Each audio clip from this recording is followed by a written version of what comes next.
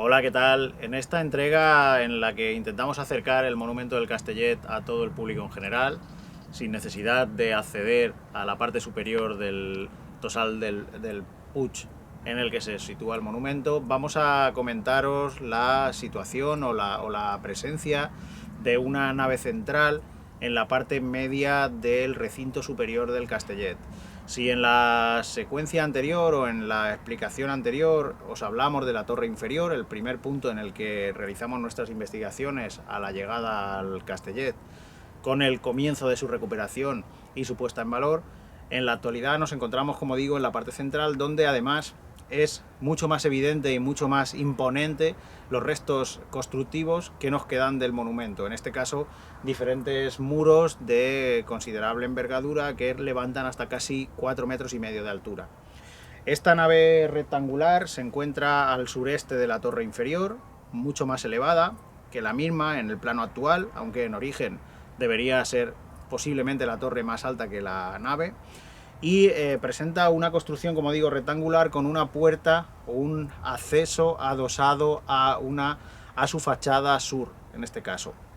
Esa puerta y el conjunto de los muros que cierran la estancia fueron localizados con el segundo proyecto de intervención desarrollado en el Castellet en el año 2018, donde la parte de intervención arqueológica fue mucho más considerable que la primera fase del 2017. Por supuesto, al mismo tiempo y con el mismo nivel de ejecución se incrementaron los trabajos de consolidación y de recuperación de muros y estructuras pertenecientes al recinto superior del Castellet, ya que he de decir que en el recinto inferior todavía no hemos desarrollado labores de gran envergadura, salvo algún tipo de limpieza y poco más. Como digo, esta sala debería ser una sala principal, localizada en la parte central del castillo, a la que se accede por un vano o una puerta de aproximadamente 1,20 m de luz, localizada o adosada al muro de cierre sur de la estancia. A su vez, esta puerta tiene correlación con otro acceso al recinto interior del castillo,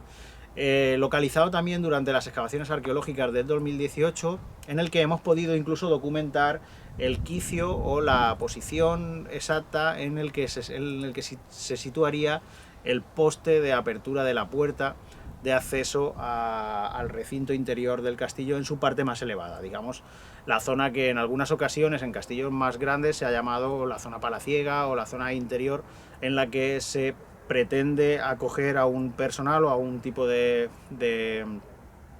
habitantes en una zona mucho más restringida al paso del resto del público, al paso del resto de los visitantes o de los habitantes del recinto construido. En este caso encontramos en ese punto concreto una abertura que hacía que los dos muros de mayor envergadura localizados en el conjunto del castillo no se tocaran, y nos planteaba eso cierta duda a la hora de interpretar y de poder explicar el porqué de esa rotura o de esa abertura en esos muros. Podía haberse dado el caso de que los dos muros, simplemente por deterioro del paso del tiempo, se hubieran encontrado en un punto inicial de su construcción, y con este avatar o con esta intervención de los agentes meteorológicos se hubieran desprendido y se hubiera creado ese muro, esa abertura concreta en ese punto, pero nos daba a pensar, en cierta medida, por paralelos de otras zonas y de otros castillos del entorno, que pudiera haber un paso de manera organizada, es decir, generado por el hombre, en este punto concreto. De ahí el planteamiento de uno de los sondeos de la intervención realizada en el 2018. Contó con varios puntos sondeados, luego en alguna entrega posterior veremos algunos más, y concretamente en este punto localizamos un sondeo de considerable envergadura, prácticamente 4 por 3 metros, y nos vino la sorpresa de que prácticamente no había profundidad en la estratigrafía, había muy poca tierra y enseguida aparecía la roca base o la zona no tocada del cerro, la roca madre, es decir, donde se apoyan los muros normalmente con consistencia y donde se generalizan las cimentaciones de las construcciones. Pero con la sorpresa de localizar en este sondeo tanto la entrada de esta sala superior como la entrada o el acceso de esta zona exterior del castillo a una zona interior mucho más resguardada, como digo, flanqueada y marcada perfectamente por un quicio de en torno a 12 centímetros de diámetro, en el que se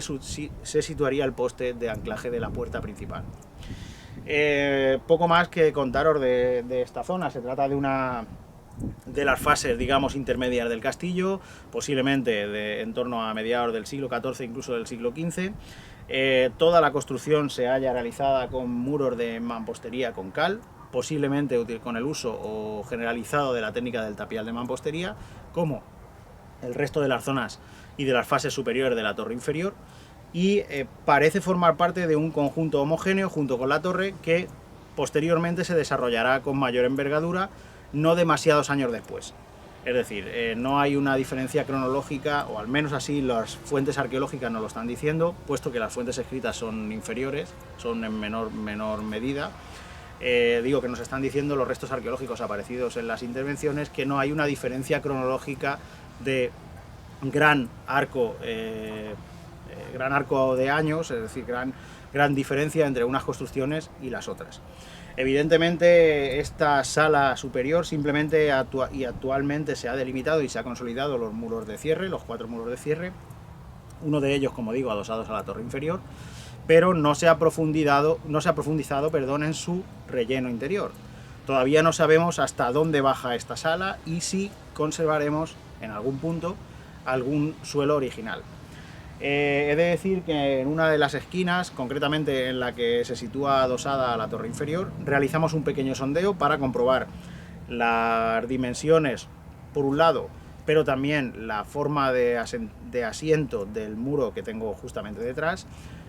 y pensando también, o intentando localizar, un acceso de unión entre la torre inferior y la sala superior, una posible escalera, pero el sondeo fue infructuoso, no nos dio más restos arqueológicos que un relleno y una serie de elementos constructivos vertidos ahí como relleno o relleno de amortización de esta sala, sin encontrar ninguna pista ni del suelo original ni de su conexión interna con la torre inferior. Evidentemente nos queda pendiente la intervención en esta sala a futuro, que vendrá condicionada seguramente con una serie de proyectos en los que ahora mismo ya estamos en proceso de trabajo. Muchas gracias.